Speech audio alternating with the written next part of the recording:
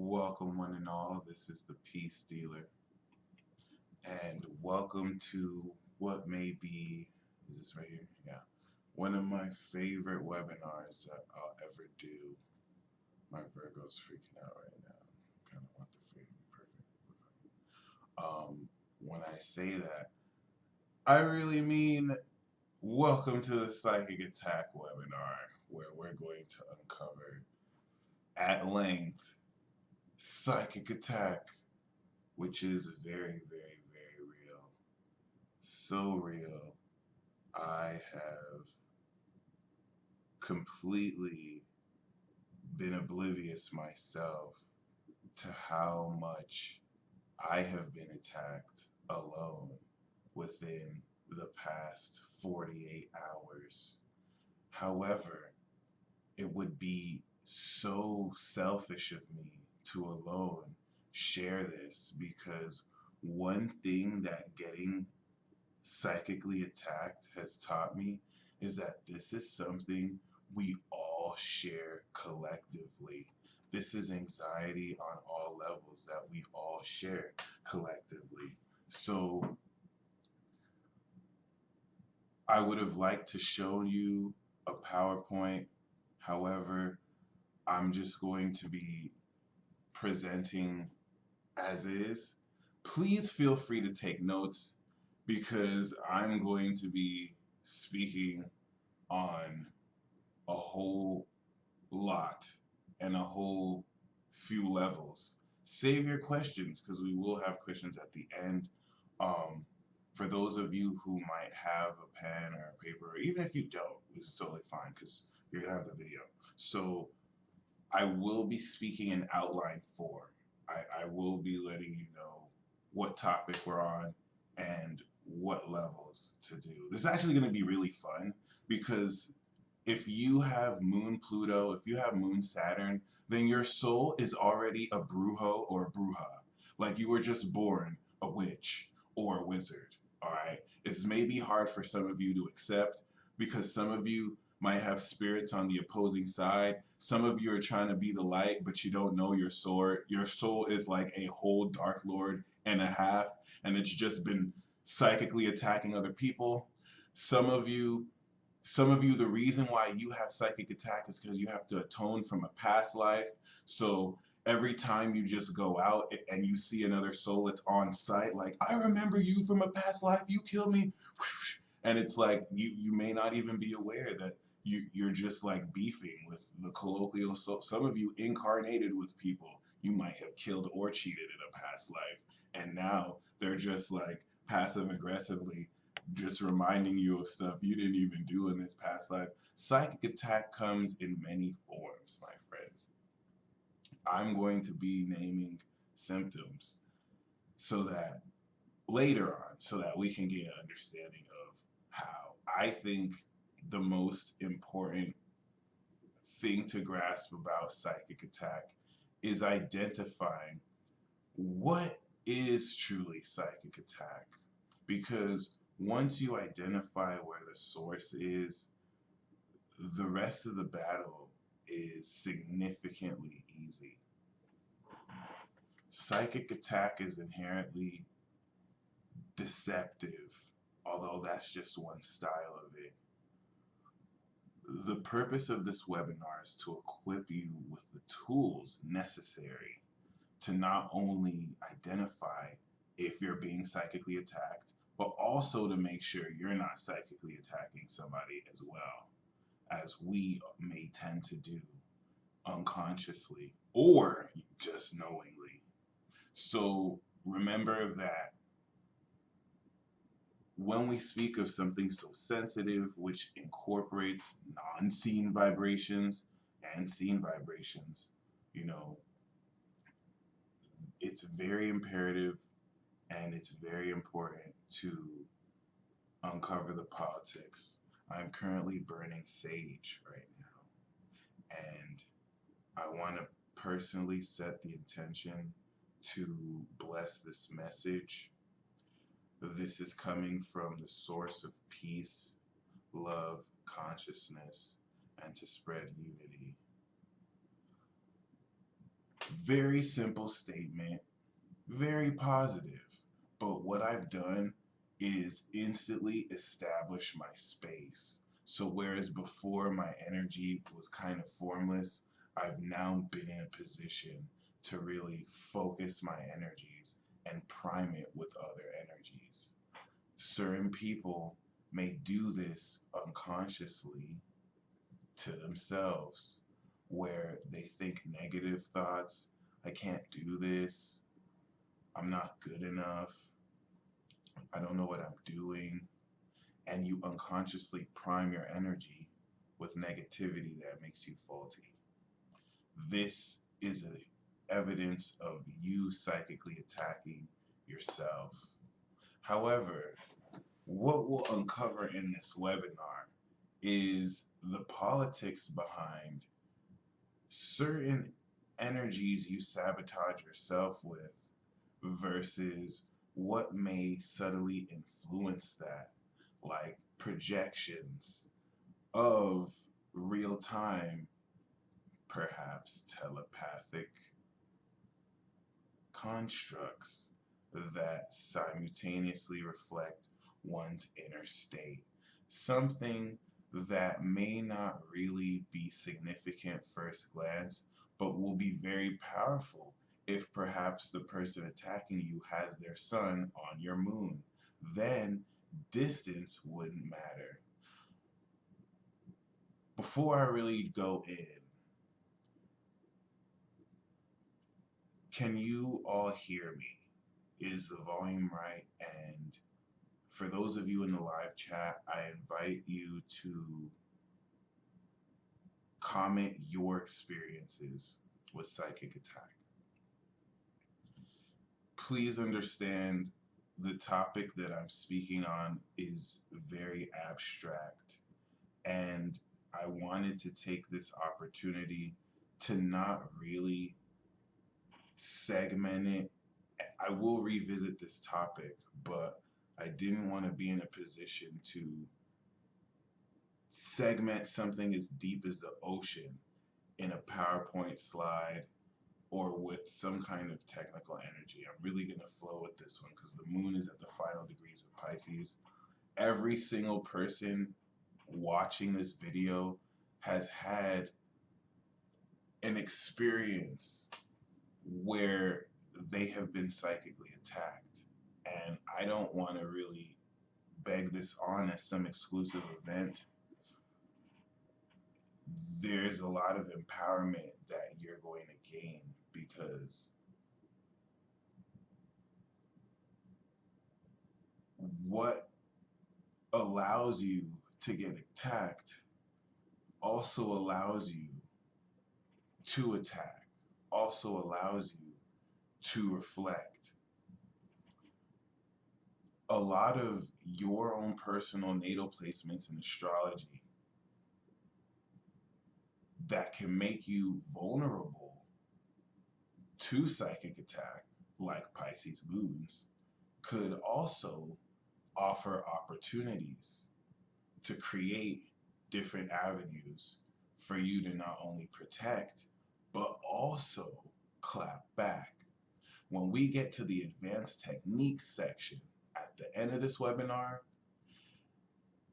you're going to find one of the most effective ways to protect yourself from psychic attack is actively psychically attacking other people and other things, just to offset the karma and balance. Some people have felt like they're not allowed to exert their will, or they're not allowed to justify themselves. They can only defend themselves. And that is just as bad as someone who recklessly abandons themselves and attacks other people, on the polar opposite. But regardless, the first portion of this is really to illustrate the significance of psychic attack in one's life. When we speak of psychic attack, it comes in three phases. There's certain elements and there's certain states, but when we think of psychic attack, it's linked more to the battle of the ancients. And if you think of the collective consciousness and you think of all of energy as one collective body, you can think that perhaps the body is sick and we're learning to heal ourselves and love ourselves so each individual cell heals that body. But there are frequencies that take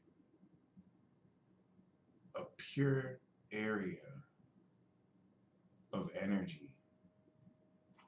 And if you're water sign or water sign moon, this is a subtle vibrational realm that you feel into, especially Pisces moons. There are frequencies that are distorting the purity. So when we talk about psychic attack, it happens at all levels. By the time you personally experience an isolated incident where you're getting psychically attacked, it's really because it's a part of a global, intergalactic level of psychic attack where in an ideal world where water signs can actually be social, if you water signs are actually extroverted because the fire is their 10th house. But because people's motivations are not pure, because the energy is like filth, they can't go out. They have to be in pure areas. Ideally, the energy would be purified. Everyone would have good intent. But simultaneously, as there's work to be done within, there's also higher minded philosophies as a gateway to energies from out that we're having to combat, balance, and alchemize. Keep that in mind because it's very important to take your power back through this one totem. Given the nature of psychic attack, you are so powerful that the only thing, Virgo and Pisces are exempt from this though, because they're a little bit different. And remember, we have all the zodiac signs. So as everyone, as a being, you are so powerful. Psychic attack can only work on you personally if you allow it in, if you give your power away. If the evil vampire knocks on your door and you let it in your house and sacred space, then this is how you're letting it affect you. Keep this in mind. You're so powerful that as long as you don't forfeit your responsibility of the whole experience, then you maintain that power. A lot of psychic attack is sponsored by Neptune. And what I mean by that is there's an illusory element to this. This illusory element is not to really indicate that it doesn't exist. It's very much so what I like to say genjutsu in a certain sense, as it rules through the imagination. And this is what makes emotional manipulation very powerful. Okay. However, even if something that's an illusion isn't real, I'm going to quote somebody here and paraphrase it. Even if something that's an illusion isn't real, you still feel the pain. And does the pain not exist just because you tell yourself it's an illusion over and over again? This is the frightening thing called emotions and feelings. And I really do mean frightening when it gets to the dark side here. And you have to really sort through your own inner demons, as they say. Your decision to take responsibility for every step of this process is how you take your power back. Because once again, psychic attack comes in many forms, but being able to establish the true politics of how you conduct yourself through each actions can not only justify you, but rectify anything that you decide to do as a result. Keep that in mind, okay? So we're going to really get in first a brief understanding of how the zodiac signs interlap with psychic attack. Psychic attack comes in various flavors. I'm not going to tell you that there's 12 types of psychic attacks, but I'm going to use the zodiac to give you different ways of understanding this. That way, for each representative, you're going to understand how psychic attack is not only processed by you, but also how you psychically attack too. Okay? What's important here, and something that will always be paramount, which is why some of the best psychic attackers are Libras. Psychic attack still, psychic attack, I keep saying the word, but this could also come as brujeria, any spiritual influence, right? This still falls under the law of karma, to where, and then this is why you have to take responsibility. This is why it pays to take responsibility too. Everything that you do comes back on you. The politics of threefold or more are actually negotiable depending on what the person who you did it to does back to you. And by that same token, what you know the notion, that which doesn't kill you makes you stronger. Whatever you receive, you're in a position, of course, to bring back, especially if you have Capricorn or Saturn energy. Okay, so keep that in mind. All right, there are 3 different states you may experience psychic attack. This is inherently misleading, though, because given the recent evolution of how deep we can feel energies, this is going to make much greater how well we can understand things. And we have new players here. Back when the ancient gods roamed, psychic attack was not really that big an issue because Zeus would just stomp your face in. And the dark spirits knew their place. But, now the demons have been revived, and demons are lower vibrational frequencies. I want you to think of extraterrestrials as higher cosmic beings who gain residence in cosmic astral real estate, okay, and demons, right, as spirits, but frequencies. Like there might be a demon that's vibrating on a frequency. They might not have a human body, but they like to possess human bodies. You feel me? So yes, you want to think of them as frequencies, negative vibrational frequencies, that you want to be mindful of energy signatures because a hallmark theme of Psychic Attack is to remember this, where's the source of it.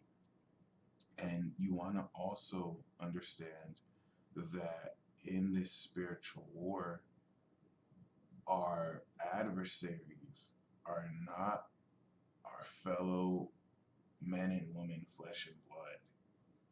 There are unseen principalities in higher spaces, aliens, dark vibrational entities, demons, like lust spirits are and lust demons are out here. You could just get touched by one, and then this is why you have to have 100% responsibility over your temple and over your body, so that should you succumb to a psychic attack, you can't say the psychic attack made me do it. It doesn't work that way because you're powerful enough. But how it works is deception. It's not so much that it's super powerful. It's when it hits, and it's if any of you truly knew how you were being psychically attacked, it wouldn't work on you. Not because it couldn't work on you, but because you personally are so powerful, you would know what to do. So it's really subtle manipulation of different facets of your being that can control and manipulate. And that's just one facet of psychic attack. Okay. So when we talk about the states, they're analogous to fixed signs, mutable signs, and cardinal signs. Cardinal signs, this will indicate the classic form of psychic attack when we talk about cardinal projections, when we just talk about any kind of energy projections at length. Okay? As such,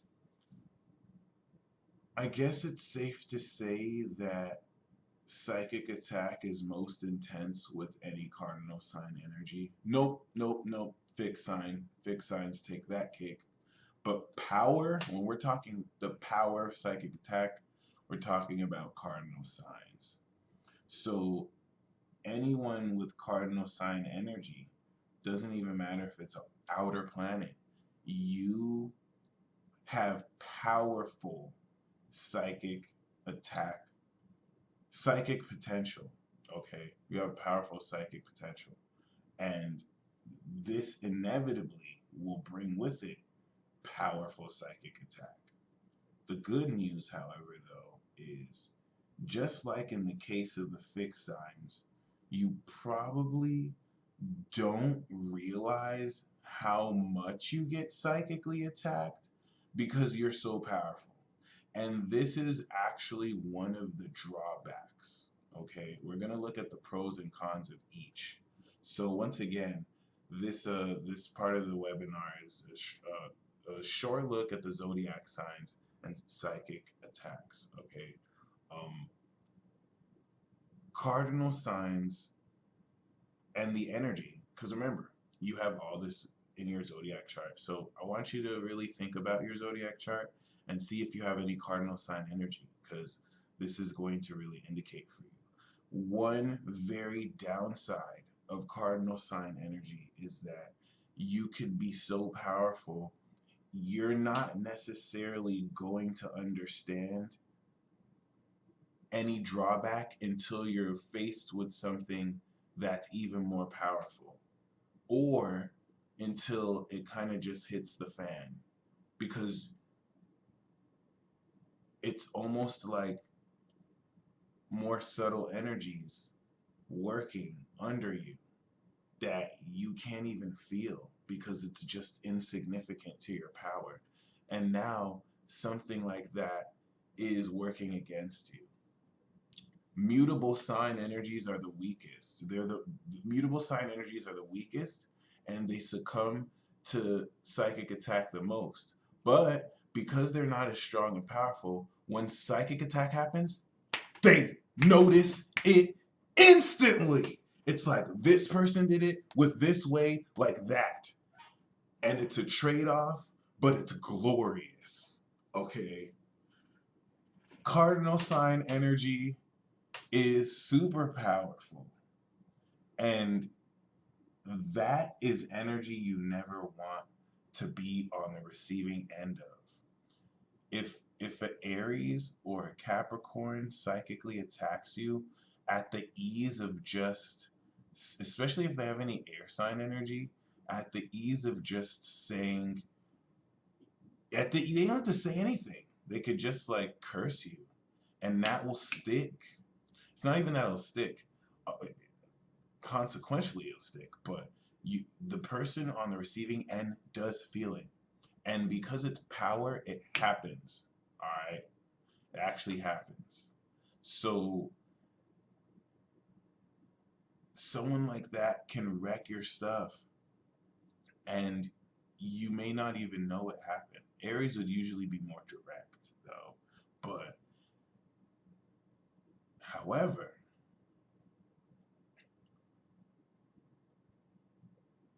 what really differentiates the cardinal signs from the fixed and the mutable is the resilient ability to push the envelope further and further.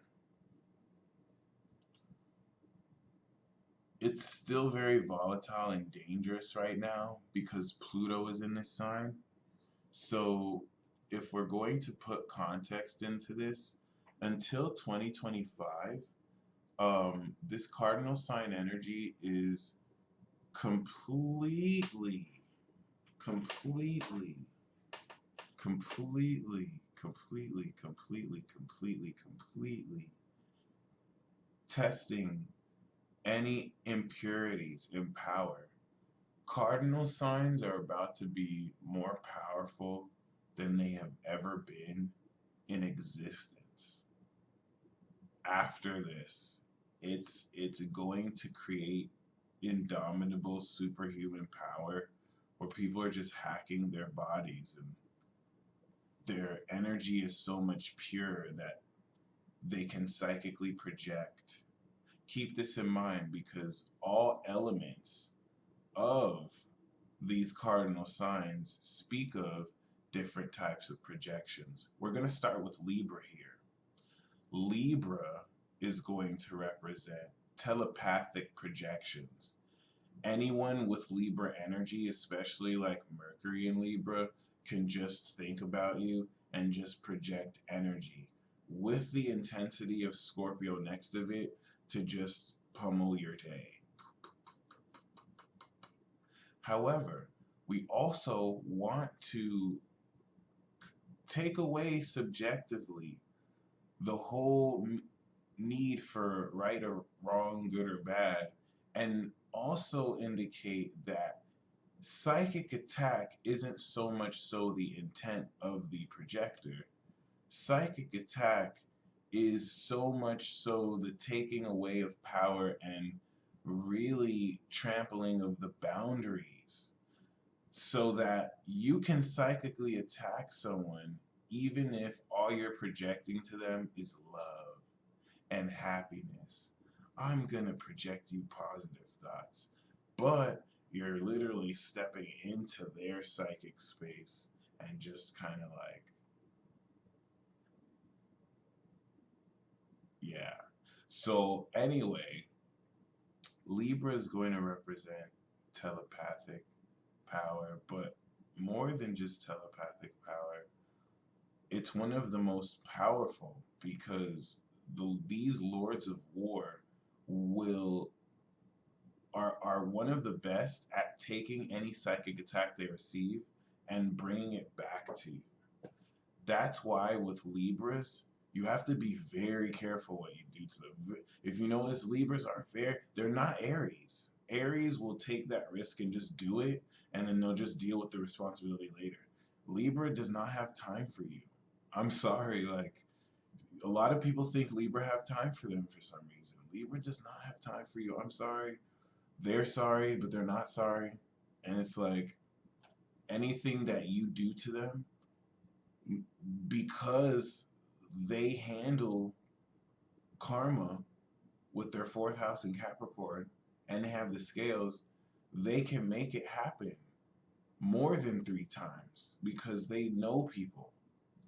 So that Libra is the type of energy that will not only psychically attack you, but they'll find 10 other people they're cool with to project their energies. It's very Aquarian, and the power of numbers can do so.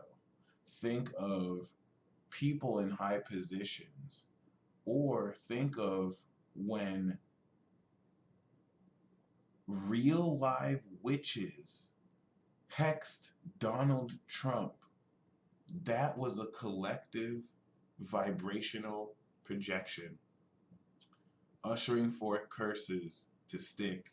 Modern day psychic attack scene. And we're going to talk about it will be interesting to look at the politics of that, because he's a Gemini with Uranus on his sun, with the North Node in his 10th house. So he can alchemize psychic attack. That happens like at all levels. And his moon's in Sagittarius on the South Node. It's almost unfair. But what will illustrate the power of this cardinal energy is how willing each sign is to pull it through. Whereas Libra will have to inherently be more political, because that could be one of their weakness. They are not really more inclined to ignite or start. It's not that they can't start, but they're not really inclined to start because they're not really willing to reveal their weakness.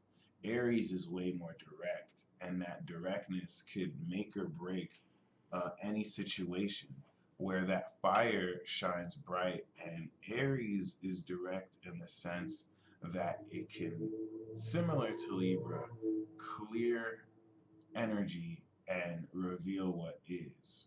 Although there is a dark side to both Libra and Aries, for the Libra and Aries energy, in integrity, Libra, you have the highest potential, or anyone with Libra energy, to actually protect. This is why it's a sign of justice. Libra can take this to unprecedented heights and halt psychic attack. Libra moons too, where if the intent, Libra energy is a little bit similar to like Jesus, right? Stopping people from throwing stones. Like, if any of you if any of you have never sinned, then cast the first stone.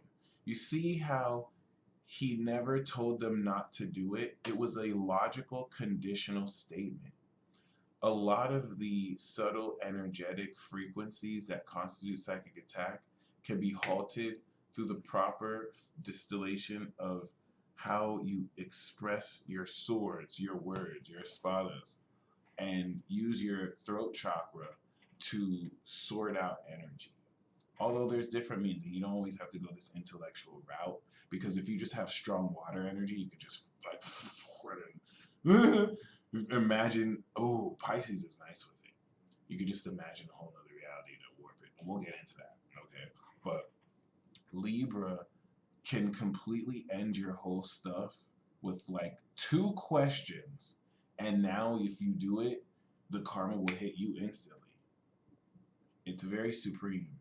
So Libras, you can use your energy to protect people. However, the dark side of this is using this energy. All right. Number one, first of all, what's going to indicate the protective nature, okay, is the 10th house of Libra, which, of course, is Cancer. So Libra will use their energy to nurture the world and protect. The dark side of this, the 4th house of Libra, is Capricorn. Not that Capricorn is corrupt, but the 4th house of any sign is its private level, because the 4th, 8th, 12th indicate areas within ourselves that we need to purify. So that's why it's private. The corrupt part is when Libra uses that karmic energy to manipulate the hot diggity dog of all their friends and really put the strings on social situations. No one knows that Libra energy is capable of this because it's fourth house Capricorn. It's the trade secret, and it's super gangster. But that's the dark side, and it's so intricate you probably would never even know you were heavily woven, you were layered into this. All right. And I'm not really going to go much into details. I just really want you to know that it exists.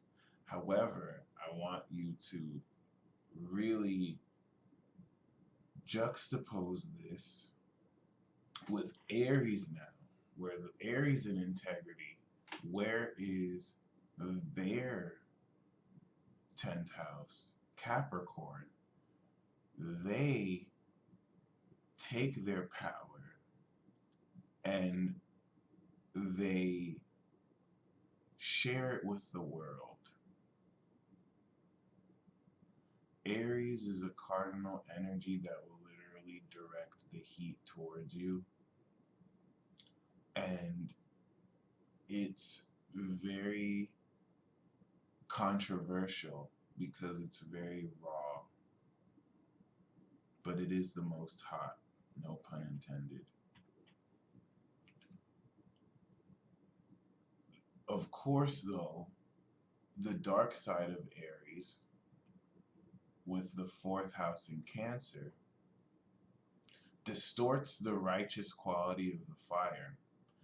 And as such, it's very common to see fire signs with water energies just be so trigger happy to psychically attack. It's, I'm not shaming it either, because one of my best friends, he is a fire sign and he has a water moon. And I mean, he's with the stuff. Like he has an Eleguá right now. Like I wish you would. I wish you would mess with him. He'll go up to your face, punch you, then feed his Eleguá, and your life will just turn to crap. So because of the volatile nature of that fire and how they get in their feelings, they are very quick to psychically attack, and that them being fueled by their emotional pain, which is the dark side of Aries, makes a psychic attack very powerful, which is why when they're in their integrity and they abide by the rules that they place on their energy, it justifies them. But it's hard for that Aries energy to do that right now because Pluto's in Capricorn. So anytime they want to go right, they get rejected, or it's like impossible for them to go through that ego death. Keep that in mind. It's not even really that Aries and Capricorn can't get along, but when Pluto is here intensifying things, it makes it super intense. That being said, something that you want to keep in mind in both cases is what distorts the energy in the case of the fourth house is that's the weakness. Fire is weak against water. Air gets suppressed by earth. Okay? So once we shift into Cancer and Capricorn, this is the control of natural forces that leads into psychological manipulation that's out of this world. Oh, sorry, no, that's Aquarius. Psychological manipulation that is really the greatest of all time. And I hate to do this to you, Cancer and Capricorn, but I'm going to expose you. I'm going to expose your stuff. I'm not going to expose you representatives. I'm going to actually equip you representatives to how to combat, because they're trying to psychically attack you. All you Cancer and Capricorn representatives have secrets in your soul and spirit, and you have dark forces that are like, damn, we can't have them tell other people. So it's just kind of like the Hyuga clan and the branch families who have the eyes, and it's like y'all are having to really make hardcore decisions that's going to sacrifice your place that you have built in pursuit of the truth. Okay? Let's start with the OG Cancer, because Cancer has to trade their emotional projection for the level of feeling that they can sense. Aries is going to see directly into a situation. Their eyes are open. That's kind of what lets them know. Okay? Libra will just hear it in the way you talk, and they can manipulate your mind. Okay? We're not talking about these energies. We're just talking about these energies projected forth in psychic attack, just so you can recognize it. Cancer is going to finesse the jug, because Cancer could literally play puppet strings on your feelings by feeling an emotion, which they have the capacity to do, and projecting it. So all of a sudden, you're having a great day, and then you just feel in a quicksand of emotion, and it's linked to that person. Okay, this could be done in various applications, because what allows Cancer the opportunity to really stick those projections is fifth house Scorpio, where they project it cardinally, and then it's stuck on, they sting it in Scorpio, and then you're imagining it with Pisces. Water signs are supreme. And when we talk about psychic attack, not only do they provide the stimulus, but they also are the replenishing and restorative measures of healing from it, as well as air. Okay? It's very unfortunate, though, that Cancer is so powerful. Since it's the literal juice and the birth of the soul, Cancers easily are up there on the top 3 most psychically attacked. A Cancer can just get so completely drained. A Cancer can just get so completely drained of their life force and energy until they remember they're the ocean, and they're not, it's kind of impossible. That's their final form. Cancer's evolves into their infinite form, where like they can never really be drained because they tap into the limitlessness of their feelings.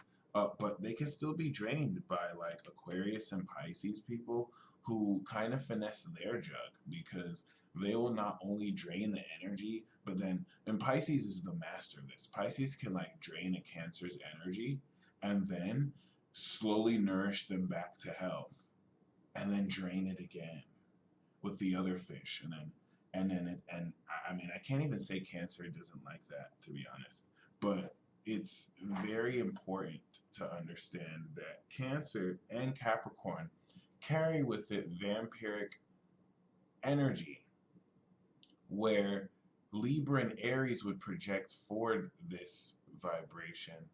Cancer and Capricorn can drain it, and they can draw from it. The receptive quality of this energy is what allows this to be possible.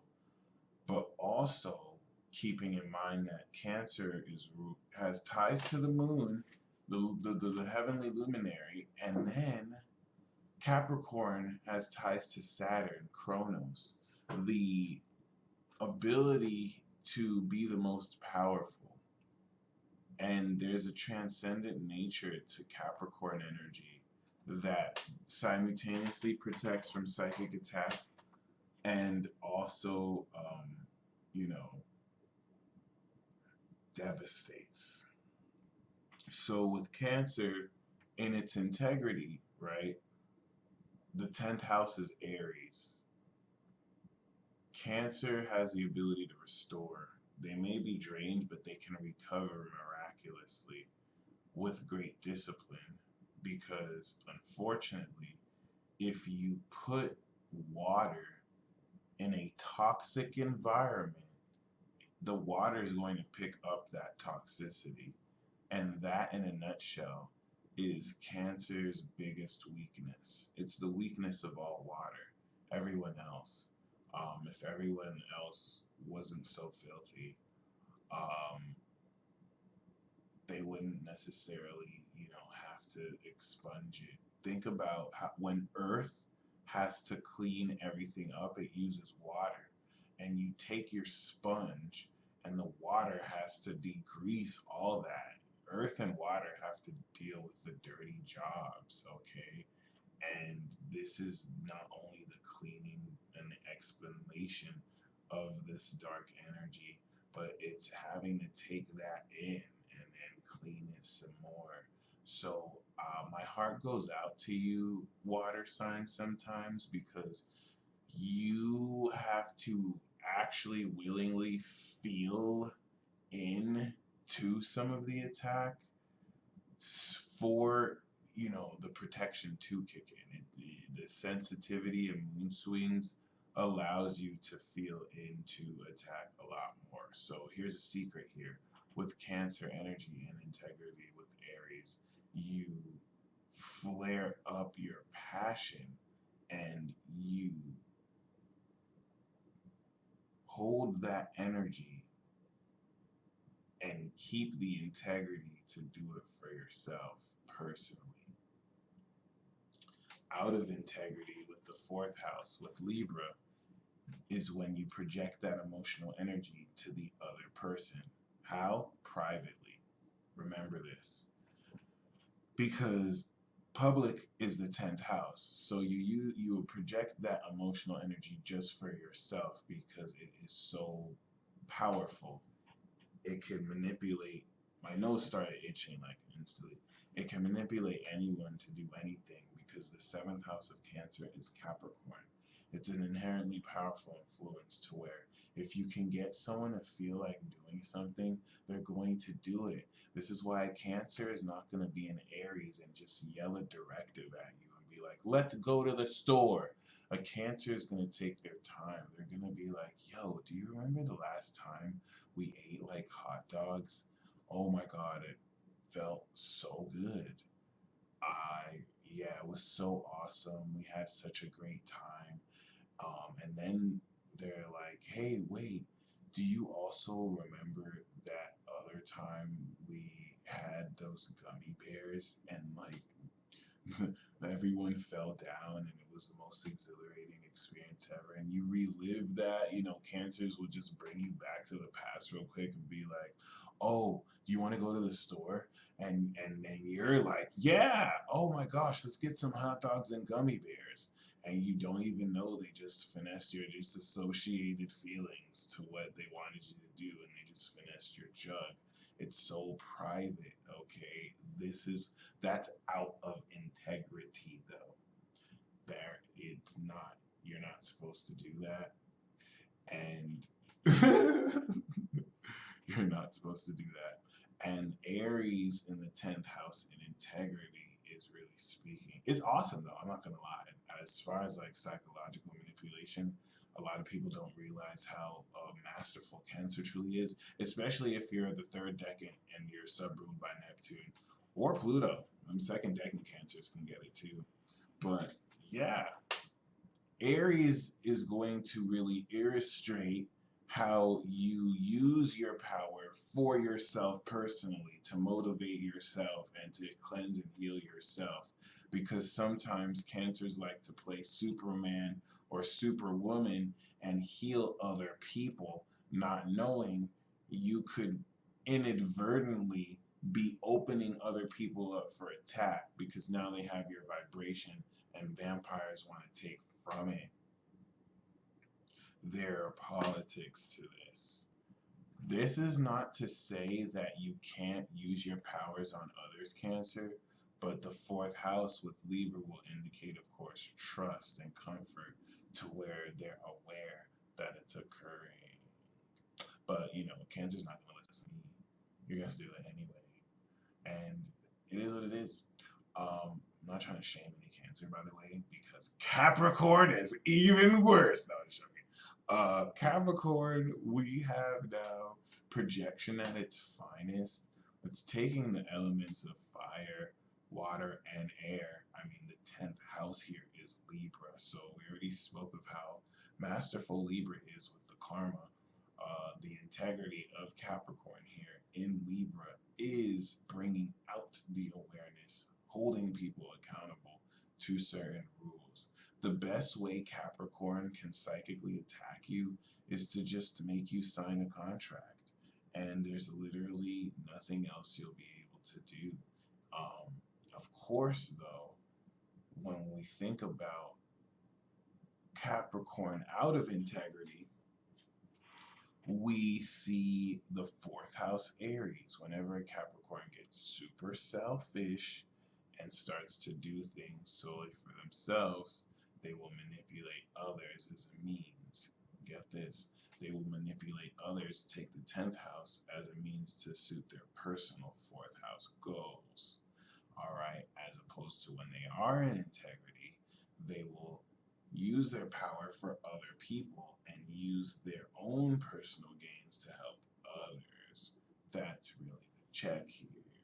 But it's very intense because Capricorn can be very scary when they go inside. You guys think Aries is very angry, and they are, but it's that first house and they show you. But Capricorn has that fourth house Aries. You know how a Cancer will just have a public meltdown? By the time Cancer gets angry on the surface, they've gone through a lot of processing, and it's just to release. Capricorn, once you light that fire, you're screwed because they hide all of that. It's that burn, and they can project that energy because it's next to Aquarius. Similar to Libra, they can project the energy from miles away. Doesn't really matter where you are geographically. It's going to utilize the subatomic space and particles around you. Aries and Cancer, you're going to want to have to be within a short proximity, but given the advent of technology, really transference through vision and sight can do all of that as well. So, for those of you in the live chat, could you rate my performance? Are you guys following along? Am I doing a good job? Because we're about to step into the fixed signs and the mutable signs. And if you thought the cardinal signs were crazy, oh, it just steps into a whole nother level of psychic attack crack. Okay. The cardinal signs are your attack ability. If you have cardinal signs in astrology or in your natal chart, you have the tools needed to actually attack. You have the tools needed to actually express forth your intent in 4 elements, okay? And not just that, it's going to illustrate a very beautiful level and need to have responsibility. This is why Capricorn's in 10th house. With great power comes great responsibility. If you have cardinal sign energy, know that you personally can express forth your intent, and time and space is not limited. Okay, you could do this directly as well. Everything that I spoke of is going to more or less indicate its potency when it's direct, which is why you have to really sense your intent. After we get through the zodiac sign portion, before we discuss the planets, we will take a break. We will take like a 5-minute break, okay? But yeah, fixed signs: Taurus, Leo, Scorpio, Aquarius. You are up.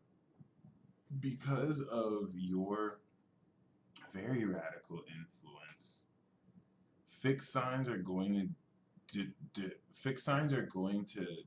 determine or really indicate the defense when psychic attack is concerned. So fixed signs, because of the energy and the solid nature of the energy, they're going to be more subtly felt, where it's a lot more intense, however.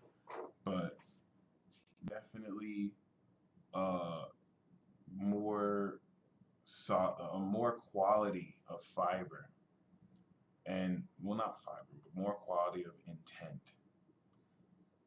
The energy of the cardinal allows you to do, the quality of the fixed allows energy to be judged. So certain enchantments could be done through the mutable manifestation of this fixed sign energy, as mutable signs are all second house to the fixed. But what this will illustrate is your capacity to take in psychic attack. Taurus and Scorpio, Aquarius and Leo have a hallmark quality to where they can take psychic attack the most. A Taurus can tank psychic attack all day and not really have to get cleansed just because of the quality of their aura. A Leo carries the sun, so fire signs don't necessarily feel, no, they do. But Leos, as much as they'll see it, the light of their consciousness during the day extinguishes all impurities. And Scorpio will feel attack, but they're so strong where this could also be a weakness, because now, in the case, like I said, of Taurus, it could be hard for fixed sign energy to even know when they're psychically attacked, save Scorpio, because weaker or subtler energies they may not even feel. It may, unlike a cardinal sign that's very powerful that they can deflect from, it could be a different story. In the case of Taurus and Scorpio, this is really going to reflect a lot of how subtle changes to your trust are set. It's not really as direct as cardinal, if this makes sense. A lot of this is more indirect. In the case of Taurus and Scorpio, to where certain things you're given or certain things you receive could really affect your day. So whereas cardinal signs will be a projection, fixed signs might be, receiving a present from somebody, but that present has negative energy on it. And the act of receiving that is going to include all mutable, fixed, and cardinal, but the actual energy is going to speak on the fixed energy. The supremacy of fixed signs, which is what makes them very strong, is anything that they decide to project sticks. All right. So whereas the cardinal sign will be powerful, but it could wear off, fixed signs have the ability to kind of stick on whatever they do. So it, lasts for a while. And not only does it last for a while or forever, but it puts one in a position to have to go through extraordinary means to reverse any such energy. And yes, you can psychically attack yourselves. It happens every day. But it's important to illustrate that, once again, recognizing the source of this energy will reflect more positively how to not only counteract this, but how to recognize and also use what you may have in these energies. Scorpio usually gets the classic, you know, witch stereotype, but Scorpio actually represents the purity of consciousness. And Taurus in its integrity is going to have Aquarius in its 10th house. So, barring that Earth lesson, once they take their ability to produce valuable energy, right, for the collective, they take the source of their energy and they feed it to the collective, as opposed to out of integrity, where they could produce a whole lot of energy for themselves and they will drain and take from others to kind of feed their own kingdom. Even though Taurus may seem simplistic like that, it's actually a lot more underestimated, because a Taurus energy can program intent through tactile sensations. So once a Taurus or anyone with Taurus energy has touched you, um, there there's a deeply subtle physical nature to where one with negative intent could actually influence your actions or influence the way you really incorporate a lot of your neurological processes. And Taurus energy is not only psychic warfare on such a micro level, but because of the strength of the energy, your awareness of such facets can equip you with how to prime your own neurological functions against such stimuli. It's definitely one of those energies that, once mastered, give you the foundation to move forward. And that's what makes Scorpio even more profound, because Scorpio will, of course, be able to attract, through its receptivity, the energy of desire.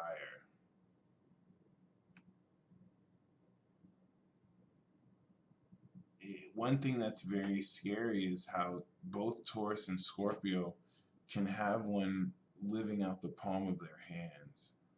And it's a very subtle influence that has to do with how both energies undercut who you are and focus primarily on how well you connect with your body or feelings. Cardinal signs are going to focus more on your identity, and cardinal sign attacks always have much to do with attacking your identity and who you are. Cancer will be how you feel about who you are, so they'll attack your emotional confidence in yourself. Capricorn, blocking avenues of success to manifest. And Libra, who you can connect with. And Aries, just you directly. Fixed signs are going to target more what you have, or you being in a position to protect against such. It's very subtle though. Scorpio carries with it the psychological awareness of intent. So this, with Pluto's influence, allows Scorpio to be profoundly aware of who is necessarily wanting to psychically attack, because even if they don't know what's happening, in the case of Aquarius, they're going to know something's happening because they can see how people feel about them, and they can see if someone has good intent or bad intent. So they can see people with bad intent and be like, you probably would do something. So what also gives fixed signs interesting power is that their fifth houses are mutable energies. So it's really not magic. But a lot of how most of this energy carries its strength in the case of Scorpio also speaks to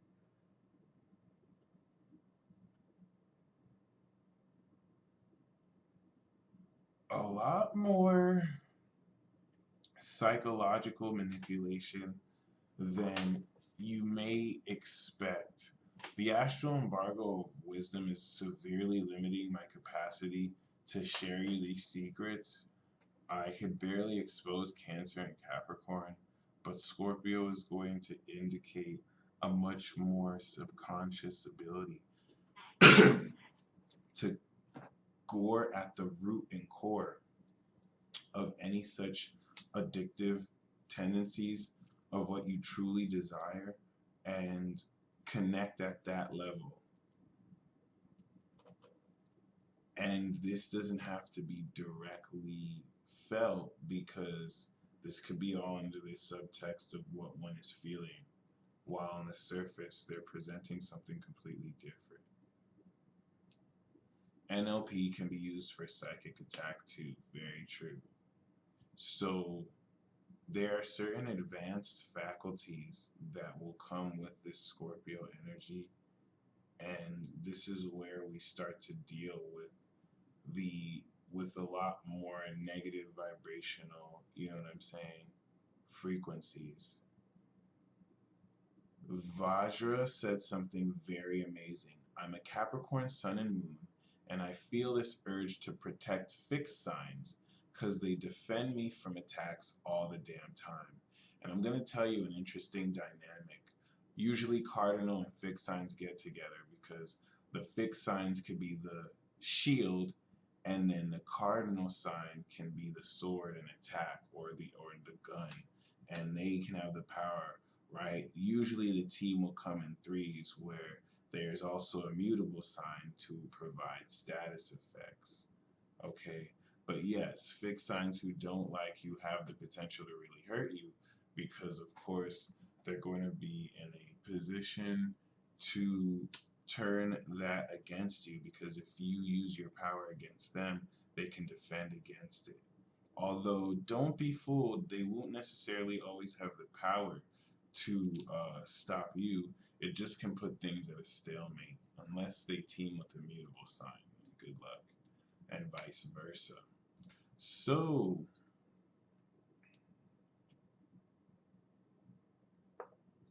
Scorpio in integrity with Leo is going to use the resources of the knowledge they have of others to make public their heart's intention, because hiding their knowledge with their fourth house Aquarius privately and not really sharing that wisdom could allow them to facilitate certain things that they'll be aware of and others won't, putting them in unfair advantages. But also being able to, like Cancer, Pisces, and Scorpio can, psychically attack you by doing nothing. This is a fascinating level of spiritual politics that creates the omission or the sin of omission, to where you can find, certain people who have dreams or foreknowledge or feelings of something that, because they don't say, alters the future of one. And, it's a controversial topic, but certain people aren't aware that is actually an attack. This is why in integrity for water, the 10th house publicly has to be shown with the fire. Does come at a cost though. And another feature of Taurus and Scorpio with psychic attack or just the spiritual warfare and vibrational energy will also have much to do with one's feeling of desirability as well as one's ability to also express beauty and acquire energy. The projection of lust and pleasure can be used to manipulate and control people. So distortions of that will gain its recognition with those vibrations. And once we shift into Aquarius and Leo now, this is going to illustrate knowledge and love. Leo and Aquarius are big players in this war, but also the psychic attack phenomena. Their energies are very strong, and anyone with these two energies will experience the ability to really be aware of and know at a greater level how a lot of this energy is very much so expressed, and not just expressed, but where it comes from, because source consciousness is going to be expressed from Leo. So they have this unique ability to see to the root and core because their fourth house is Scorpio. And Aquarius has this very scary ability to just know, where in an instant, in a flash, they'll just know. As such, based on the awareness alone, this energy, once again, isn't so much projected. I feel like that's an incorrect assumption, as much as being able to remain impervious to intent. However, both energies can be blocked. Because fixed signs are fixed in place, they may not be impenetrable, but they could also be blocked from that opportunity to stalemate, unless they have, other energy to aid and support. Leo, out of integrity, will privately be distorted by the fourth house Scorpio energy and completely absorb the energy of everyone around it for its own pursuits. Whereas in integrity, it takes from the depth of wisdom and establishes it in knowledge for all, instead of taking knowledge from everyone and adding to their own personal wisdom.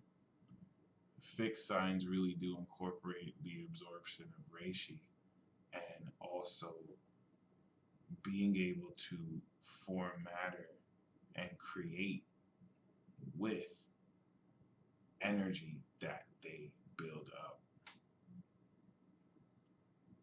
A key feature of Leo, though, is it's easy for them to see directly and be aware of what is, like Sagittarius, happening. Although Leo will kind of gain a more vibrant courage through this. And the magnanimous force and power of the sun opens up the true evidence of, when in integrity, how to shine forth light on any dark will or intent. This gets a bit controversial here in Aquarius, Aquarius is where we experience this more intergalactic, extraterrestrial, higher vibrational psychic manipulation. And there are levels of Aquarius that now, with Pisces and Sagittarius, as we'll speak on, incorporate a multi-dimensionality to this. Keep in mind, Capricorn is next to all this too. So there's a supreme quality to Aquarius that makes words they say stick. If an Aquarius was to curse or bless you, you'll notice effects on it. Very much so. Of course, it's different than someone just uttering their feelings versus one filled with intent. Due to the influence of Uranus, there is a knowledge that allows them to, in a flash, gain understanding of what may have been projected on them. And their knowledge is their defense, which in integrity, of course, this is going to indicate with Scorpio in their 10th house, the public display of wisdom, so that they're able to offer this psychological guidance and projection to the world as ascended masters. But of course, with Taurus in their 4th, if they hoard this wisdom for themselves, then it could get in the way of how they ground, so that it doesn't necessarily allow protection for everyone, as they will be able to manipulate on a much higher level. And whereas psychic attacks from Leo directly engage one's heart, psychic attacks from Aquarius directly engage one's mind. And the fixed quality of this, personally, if you have any of this energy, will illustrate how, from both physical to non-material defense, from projections, you are able to withstand the storm. But you also want to be able to balance out how much pressure you take so that you don't get overwhelmed. Finally, with the mutable signs, Gemini, Virgo, Sagittarius, and Pisces, this is more going to illustrate the magic portion of this, which is its own webinar, to be honest, but very much so in the case of Pisces. This will carry forth with it, in this day and age, illusory properties that have much more with attacking your state of perception rather than projecting physically or spiritually any energy towards you. In the case of any mutable sign energy out of integrity, this will psychically attack through the use of lies or deception, giving you the impression that something is when it really isn't. Of course, in the case of Gemini and Sagittarius, this will really have a lot to do with the charming of what is provided through visual stimuli or through words directly themselves. Once again, with this mutable sign energy, whereas they're not really given as much protection with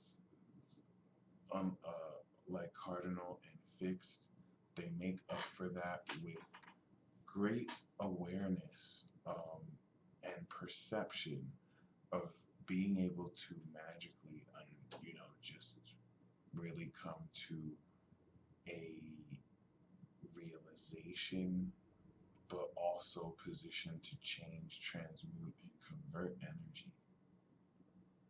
Gemini will illustrate how words could be crafted, but also, in a certain sense, you know, what's being said and how directly is the mind being engaged or inherently manipulated.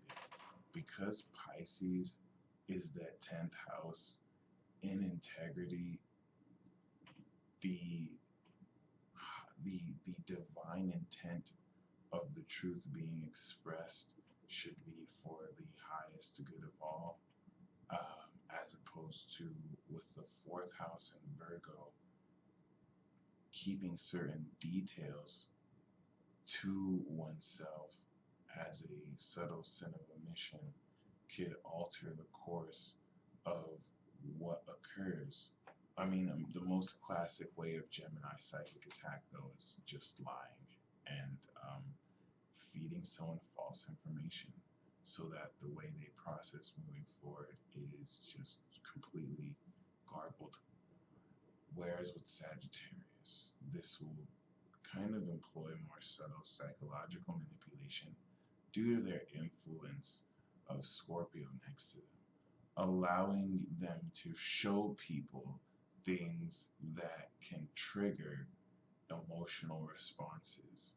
But there's also a magical property to Sagittarius that can change situations based on how much one is willing to really express the raw wildness of their desire. Sagittariuses actually are able to see into psychic attacks before they even happen, which makes things very weird. It's similar to Aquarius, where they're going to really sit at things in a more futuristic sense, whereas Gemini and Leo are more in the moment, picking it up at on the spot. The Sagittarian energy can transmute energy towards positivity like Gemini, but this is also going to express itself in the changing of one's beliefs and how one can also, illustrate their ability to capitalize off this, and not even just capitalize, but really create a whole world for someone in maybe its negative possibility one moment and then change this.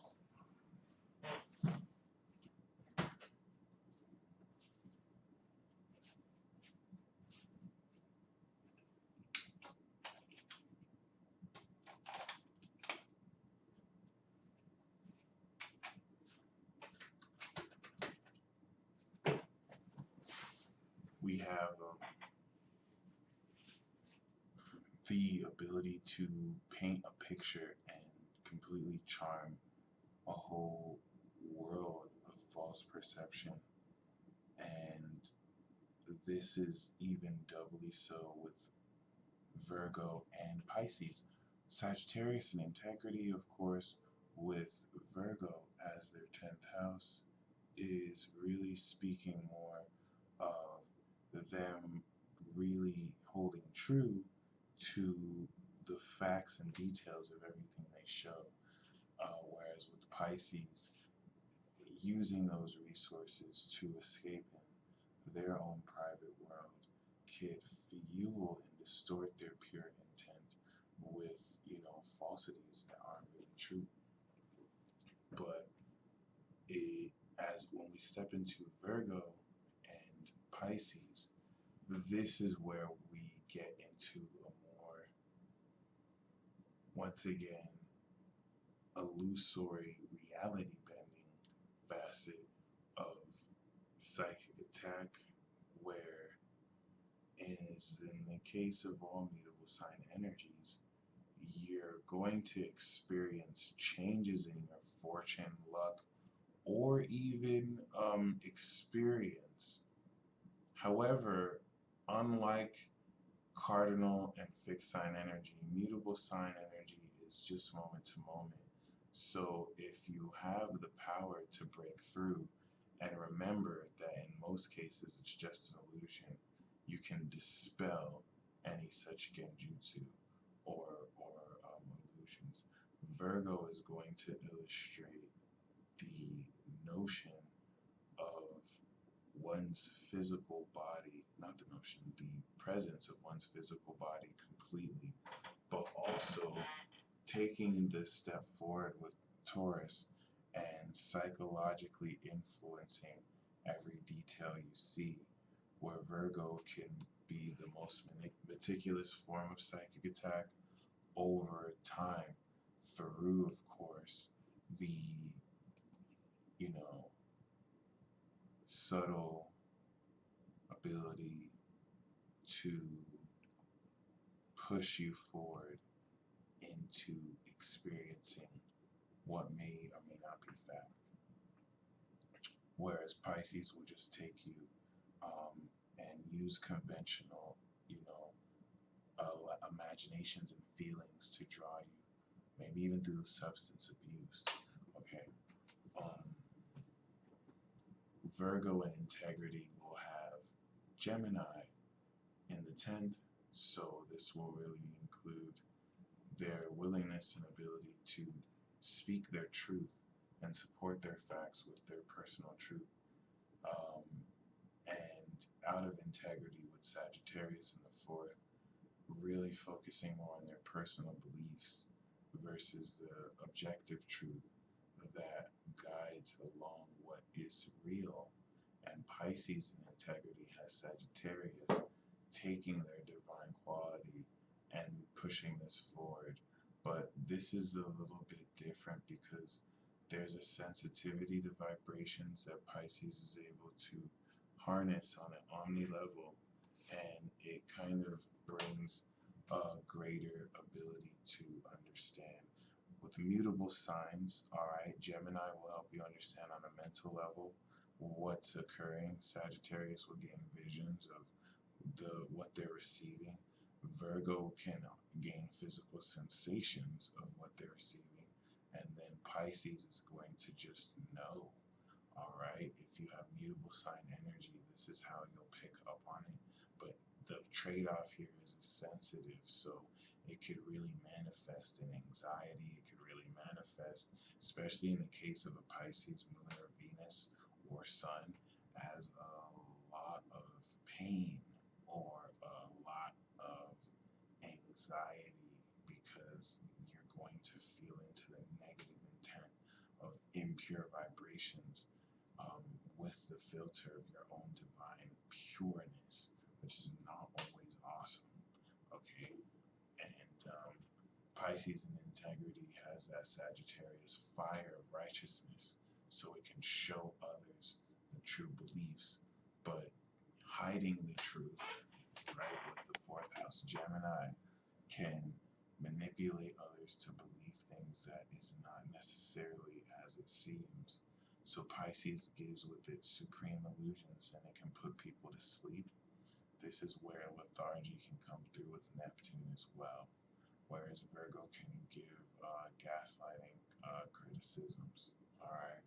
So now that we've kind of gone through the states, the elements will kind of follow these properties. You know, Earth with Taurus, Capricorn, and Virgo will take their time gradually in the way psychic attack is both defended from and expressed forth. It's going to be a lot more tactile, and it's going to do with your own physical experience of energies. By the time it comes to the earth realm, it's usually already happened on other levels, which is also important to keep in mind. Air will introduce mental concepts where you can be psychically attacked through conversation.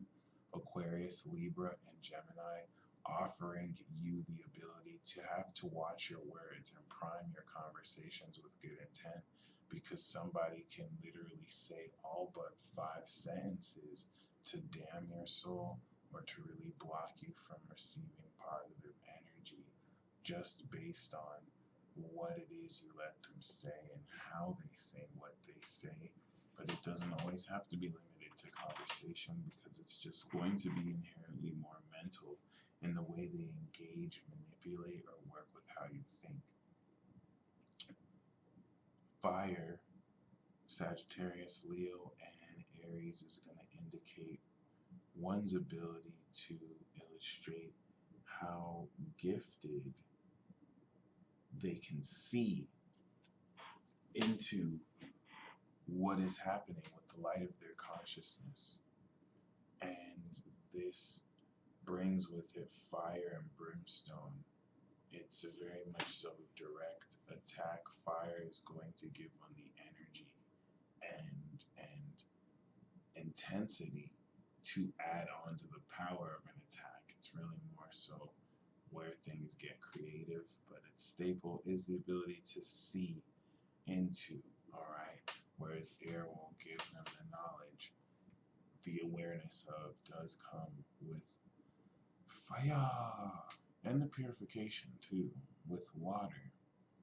Water is going to represent the emotional ability to feel into the soul, into the root, into the core, into the ultimate meaning of what's occurring. And that's what's kind of scary with Pisces energy, since Aquarius is into the future, which Sagittarius sees. Pisces is already there at the end, so they're going to engage with your energy as you are at the end of whatever is. And that's why they already know how things are going to go, because they know how you're ultimately going to feel about something. It's really weird. So, yes, we're going to take a short 7-minute break. And after the 7-minute break, we'll resume at 6:38 here. So we'll resume at 6:45 and speak on the planets.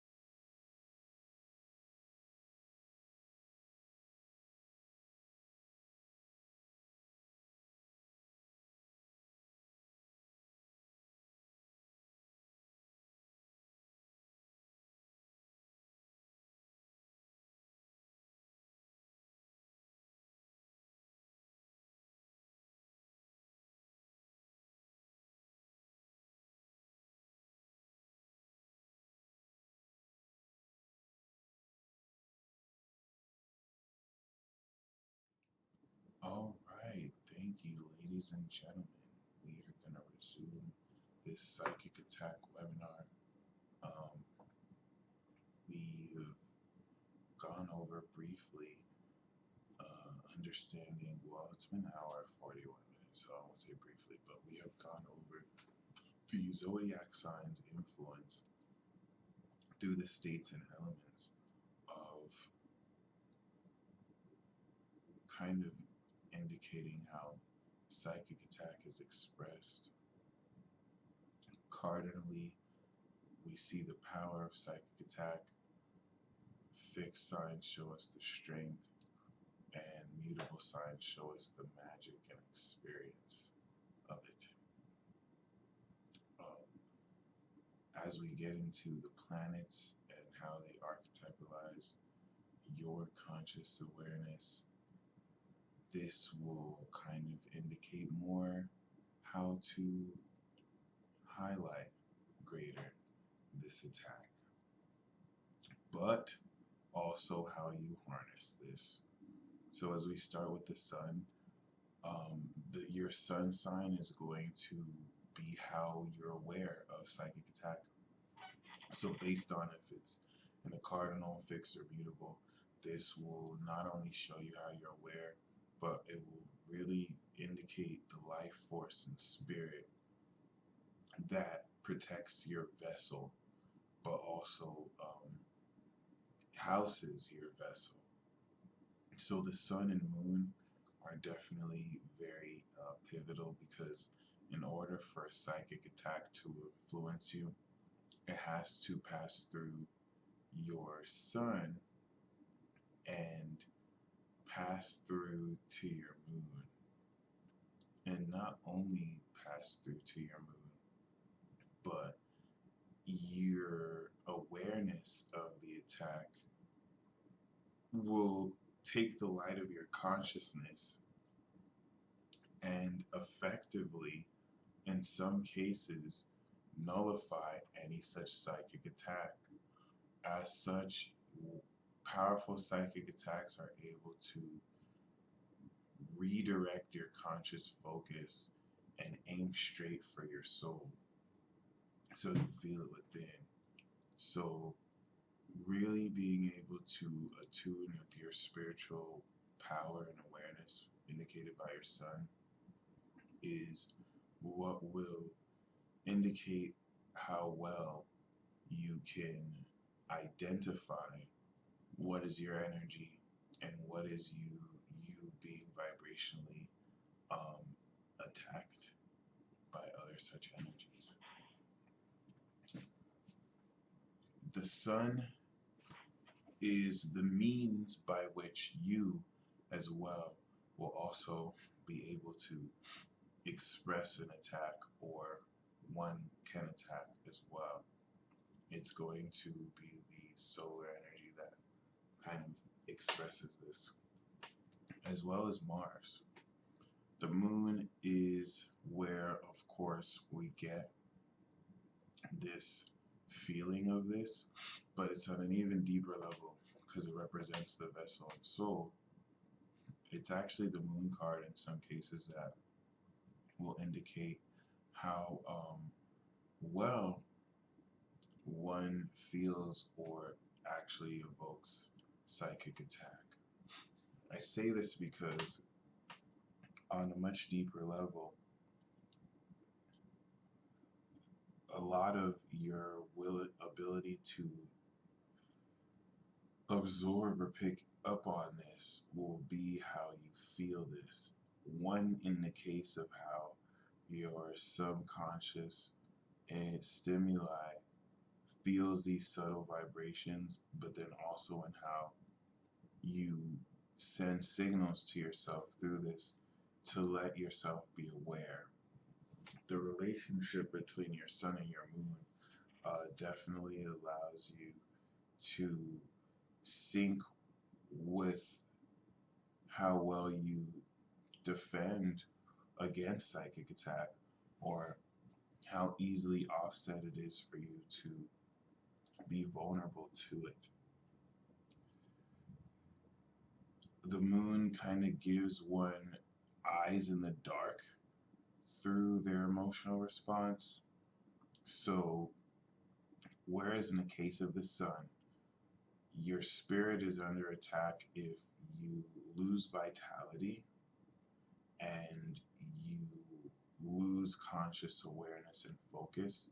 That means there's a psychic attack projection to your sun. To your moon, this is going to bring with it increased quality of moodiness. And if you find that you're feeling lethargic or you just feel very down, this is an attack on your moon sign. And you'll find that your feelings may be very much so manipulated and possessed. All right. People who project energy have to control your soul so that they can control more of how you feel. Once we get to Mercury, Mercury will be experienced in mental manipulation as well as the closing of one's throat chakra. Mercury is going to also illustrate your ability to really process an attack as it happens and to communicate what it is, which in some cases may literally be impossible.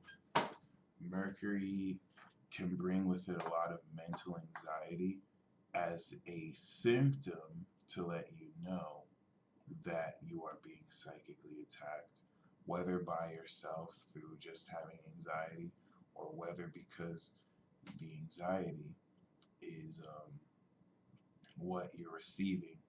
You'll know if it's someone else because you will feel them. Mercury, you'll start having thoughts about them. The sun, you'll start seeing certain signs about them. And that's kind of a trick to know if you're receiving energy from someone or if someone is evoking your energy. It is a distinct presence where if you know your own energy well enough, you'll start to know as you link with other energies who's projecting energy at you.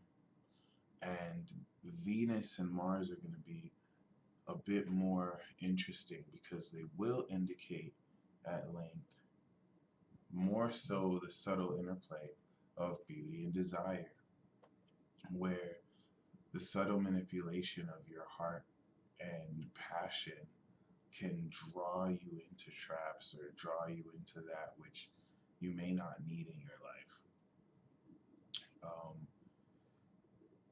A lot of how one may put a mask of beauty could be a negative way Venus is expressed, but Venus attacks to one's Venus will indicate them losing touch with beauty, them not being able to love anything or express or gain pleasure.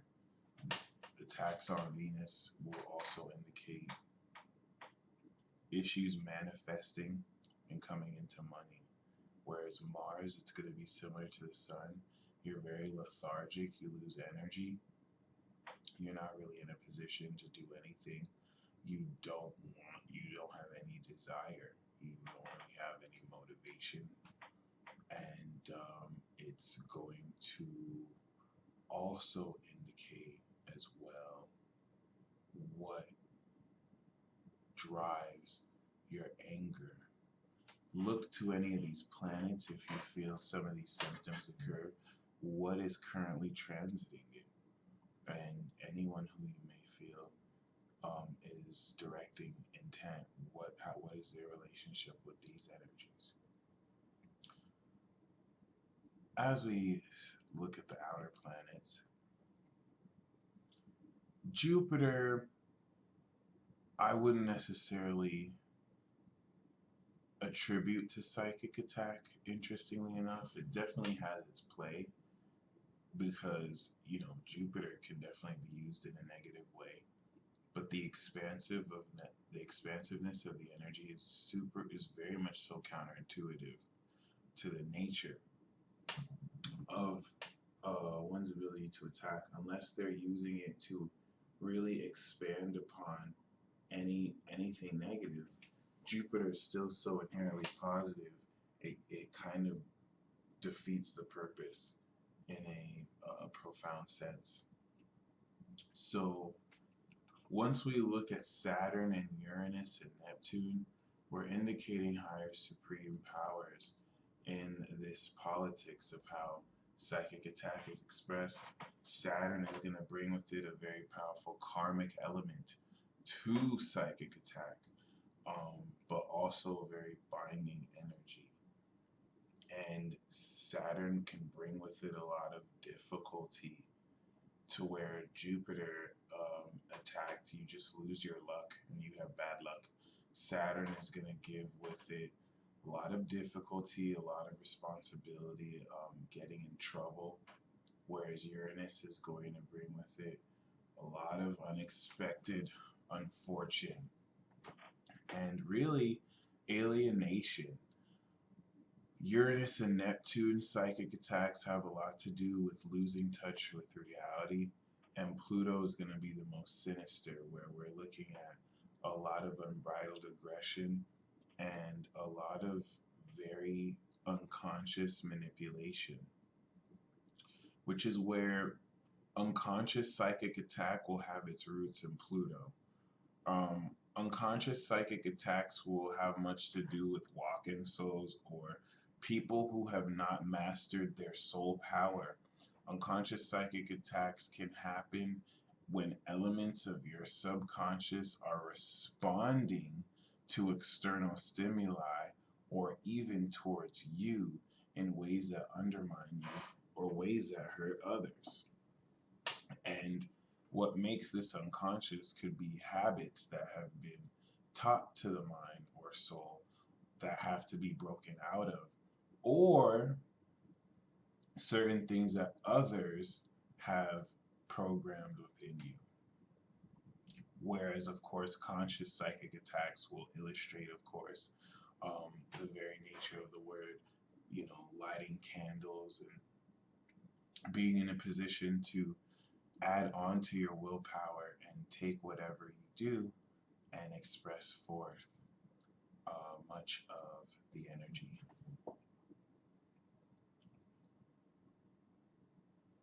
As we get into psychic self-defense principles, one of the best ways, once again, is to remember that you're connected with your own personal source of power and infinite energy. And a lot of these psychic attacks are perceptual. So, given the level of it, the first thing you always want to do is to ground your energy. Take diaphragmatic breaths and breathe. Activate the breath of life and breathe health into your energy. Reiki your energy. That Reiki your body. That does so much. Especially if you want to institute the use of stones. A lot of people who get pummeled by psychic attack may not eat healthy, and then they don't pray, and then they also don't heal themselves. So they're not only giving tools to the people attacking them, they're not defending themselves. You can use a lot of your ability to create high vibrational spaces to circumvent this. Protect your sacred space, protect your home space. You can take sea salt or any type of thing that represents positivity or protection to you, sage that you like, to also mix with other energies and really cleanse your space. Psychic attack will not thrive in a sacred area. Psychic attack thrives when energy is imbalanced within and externally. So within, you can balance your energies by breathing in the life force energy and nourishing your cells, healing yourself. This is not necessarily going to just heal any certain attacks that occur, but you're significantly draining the potency of any current or concurrent attacks by covering these bases. Okay? Making a habit of doing this will make make you see the difference as opposed to just healing yourself when you're being attacked to respond to a symptom as well. So, once again, you can take a clear quartz crystal. I'm sorry, you could just take any, crystal. You can take an amethyst, anything you want to use either as a totem or to actually channel energy and drain any stress you feel, especially if you have like a Scorpio or Pisces moon. This will be a rejuvenating process where you incorporate the elements and use the planets to ground the energy. All right, that's received. The earth can like take the negative energy, like electrons, and process out any negative intent. As you breathe in positive intent to rebalance your energies, and then use your own intent to, of course, heal. Now, one important facet of psychic self-defense incorporates your willingness to not allow people the ability to attack you, because normally certain people will goad you in to doing something so that it can snap back on you, or how you respond to an attack also invites it in. So certain people feel like if you just ignore a psychic attack, it won't affect you. But that's not necessarily true. It's halfway right. When someone knocks on your door of your soul, and they're projecting negative intent, you don't have to let it in. You can acknowledge that it's there and then begin to deal with it without letting it in. And letting it in means letting it affect you. All right? You could be aware you're being attacked, but the moment you let it start to affect what you do and you start to feel it, is you letting it in your space. Whereas you're not going to let it make you feel worse, but you can still address it while you keep it outside your sacred space. Okay? When you cover those bases and you cleanse your space and you take diaphragmatic breaths to clear your energy, you engage in some healing and self-work, you can now consult perhaps energetic healers, exorcists, or people who deal specifically with these attacks, especially through using divination to occur the source where it's from, to deal with such. In some cases, psychic attacks may come randomly. There's really never like one source, but it's more so important with preventative measures to really key in mind how well you adamantly, defend yourself from negative intent, from psychological manipulation. And it's very key in making sure you do not allow people into your sacred space and you do not allow people to manipulate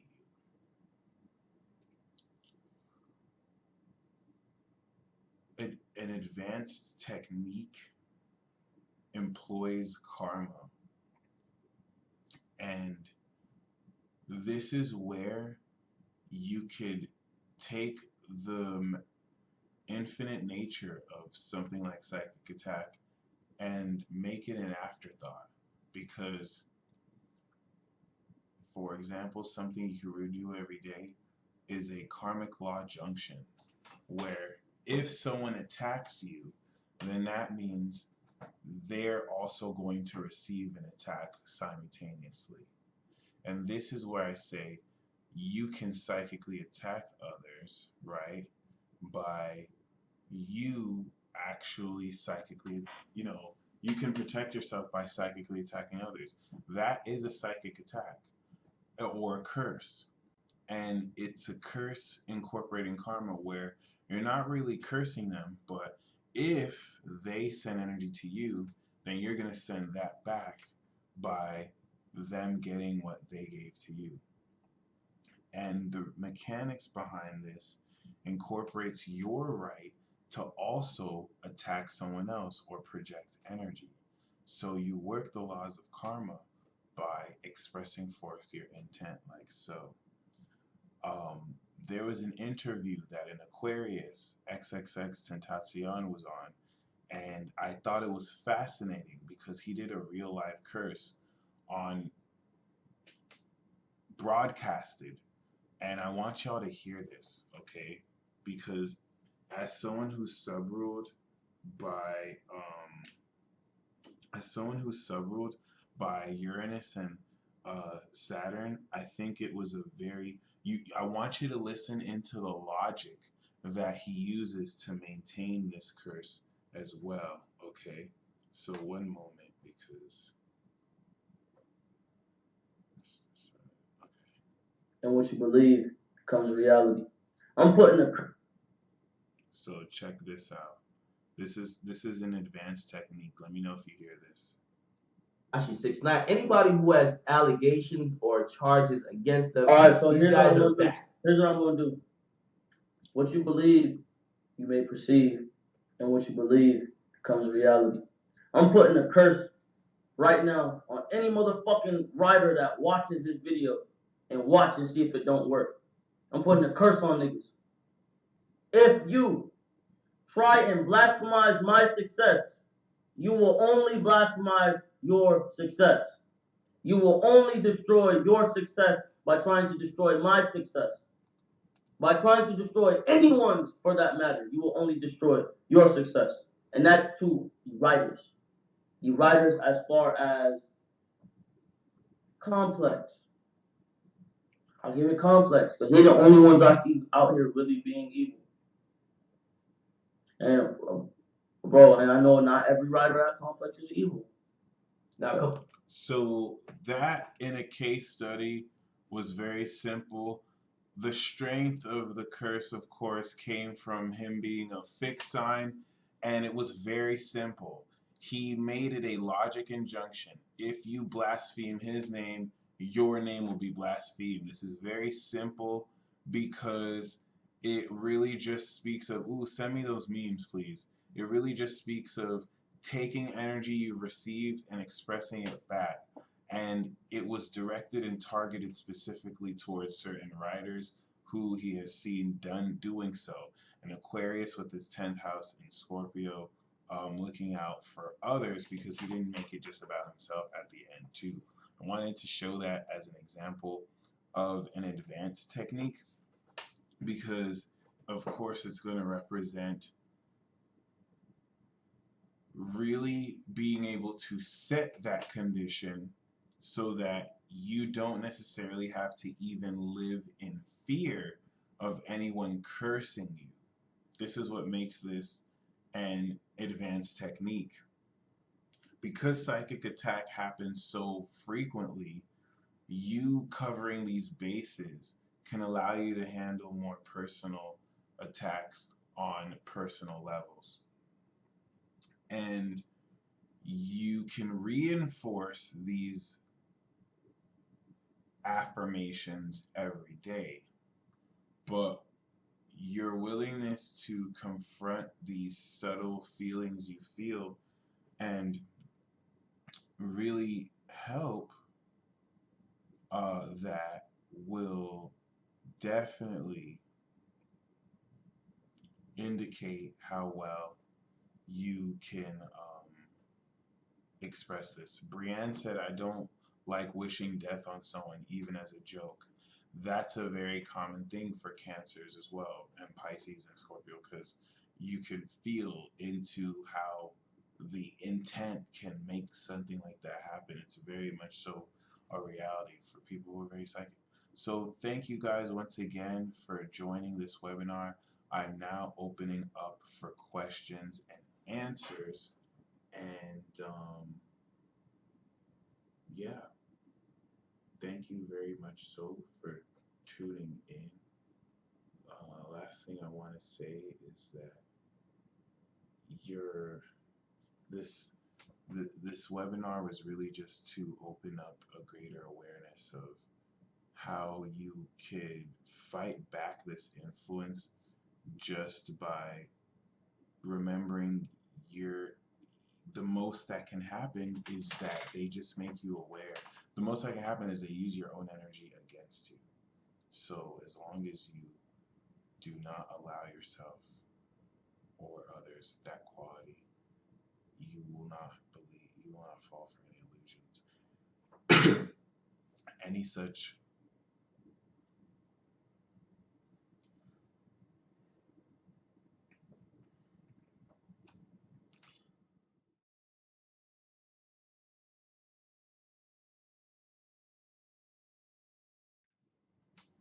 so yeah. Um there are certain details about how to deal with specific scenarios and instances that I have not at all brought up. I really spoke on things at an inherently basic level. And that's because, given the depth of how much more serious these attacks are, I want you to really trust more on what your soul tells you on how to handle these attacks. Because more often, the issue is not that you don't know how to deal with the attacks. You may be holding yourself back from how you may already subconsciously be clapping back. Okay, so if I were to tell you, I gave you one advanced technique about karma, but if I were to give you specific stuff, you may lose out on your own soul's wisdom. So really pay attention to how you are already responding. Some of you respond to psychic attack, especially if you have mutable signs, by feeling into it. You literally have to experience it, and by you experiencing it, then you can make it your own or something like that. And maybe what may seem like something negative as a manifestation is actually you expressing and filtering it out for yourself or others.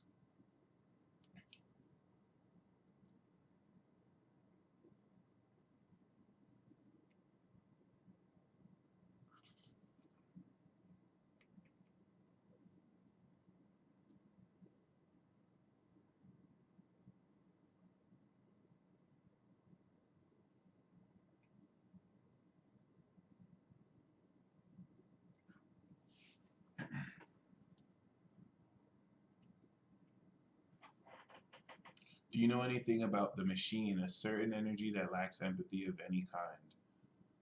I took Carlene's Psychic Attack webinar from Astrolata and she went deep on this. No, I do not know anything about the machine.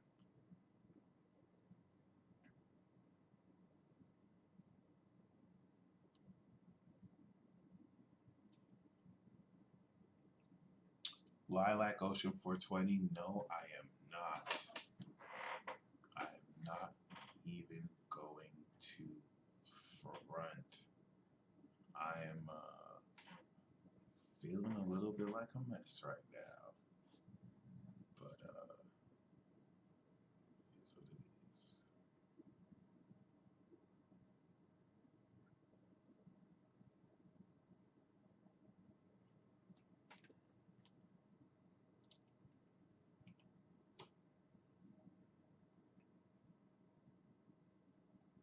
Yes, it's being very mean.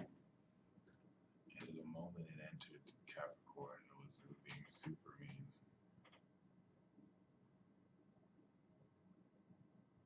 Yeah, please go ahead. Thank you so much too.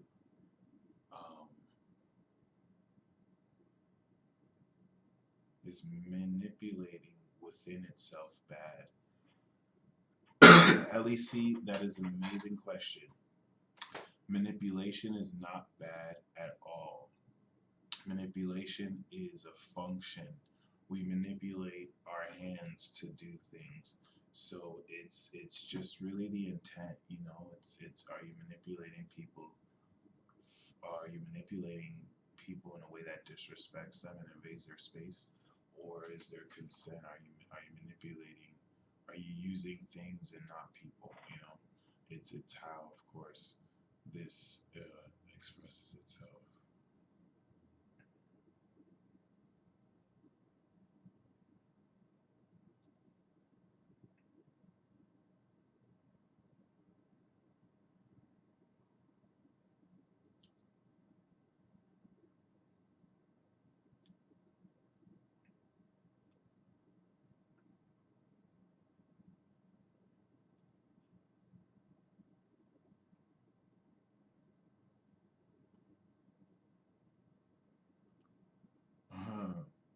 Cancer's main function, manipulation.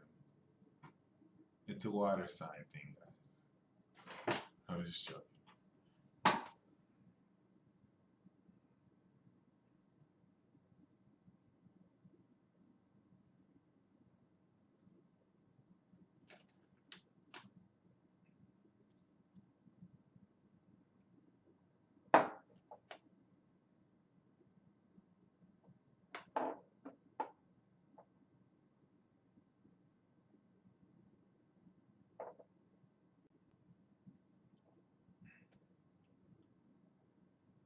Yeah, there's a lot of people carrying unjustified karma that's not theirs. This is more so the collective level of the psychic attack that now trickles down into more personal levels to where people are kind of fighting their own power.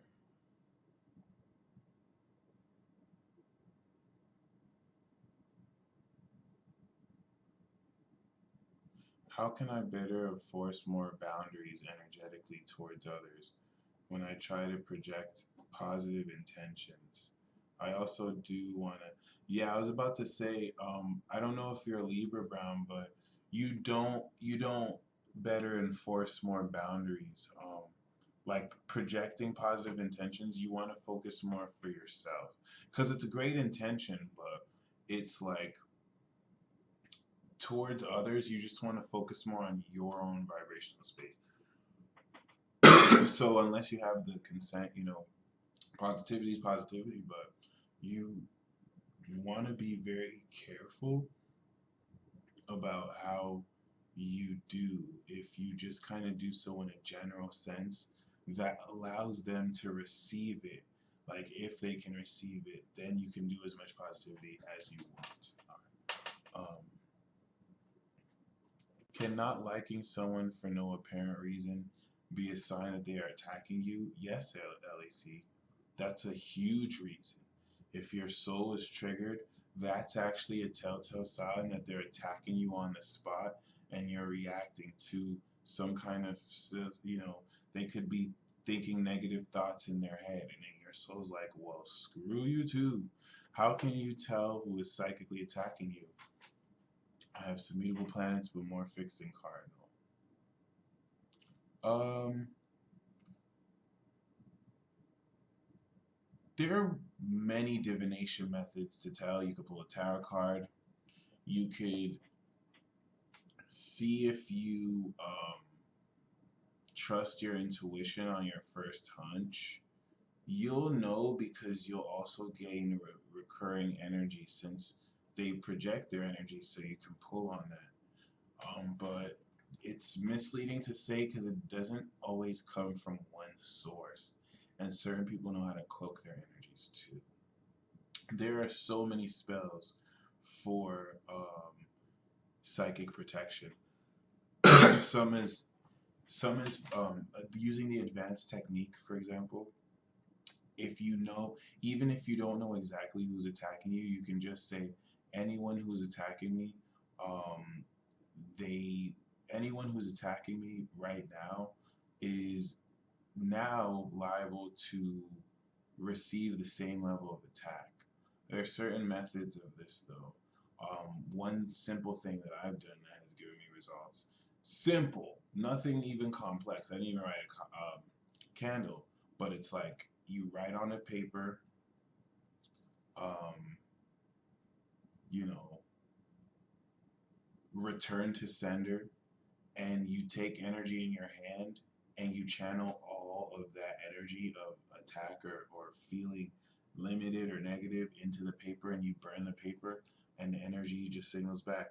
But that's really misleading to say because there's so many ways to do that. It's really just more the principle of being aware of the attack and literally sending it back.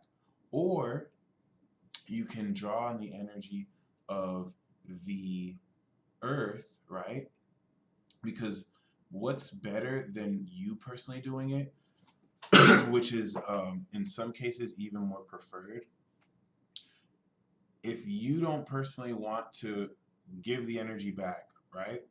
Every single feeling that you have, and this is very effective, if you have a personal connection to a higher being, ascended master, you can give the psychic attack to them and they will handle it for you.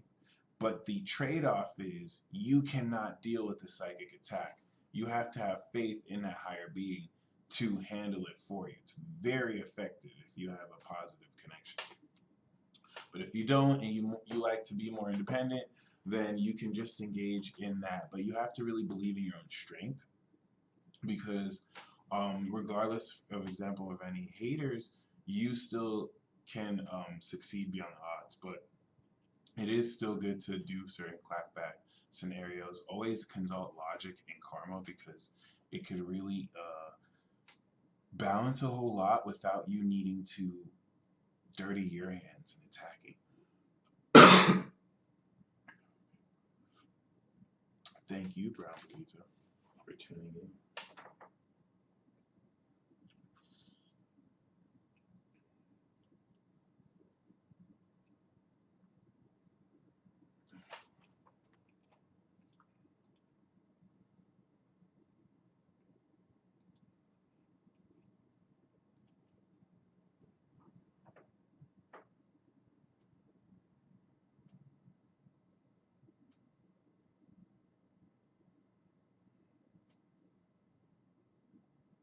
All right, I'm going to end the Q&A session here. Thank you guys once again for joining me, and you guys stay tuned when I go live tomorrow. Thank you for the prayers and the positive intent. I will definitely do what I can to embrace the change of this energy. Psychic attacks coming from ancestors and demons cursed in your bloodline can be dealt with so many ways. You have to know the source and the root of where it comes, because you can't deal with, if you don't know which ancestors exactly, if you don't know what demons, if you just know that they are demons and ancestors, that's not really going to help you. So you could go consult a high priest and, you know, directly deal with these demons, or you could use your own power and cut yourself off from it, because a lot of this is more psychological. So, you know, if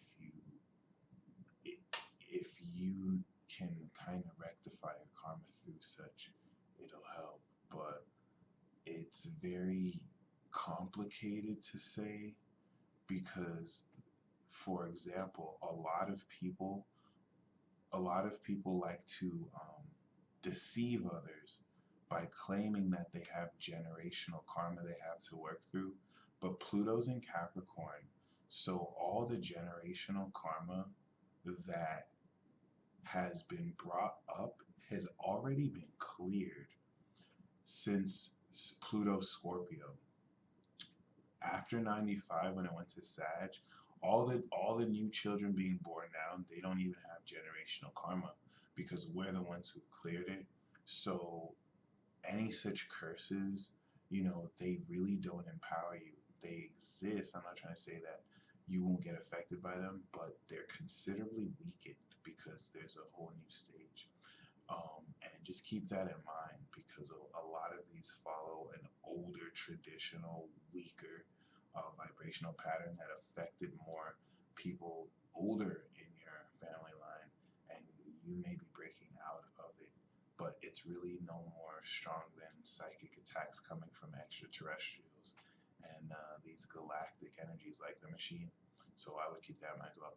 Thank you once again for tuning in, though. I'm going to cut this off right now.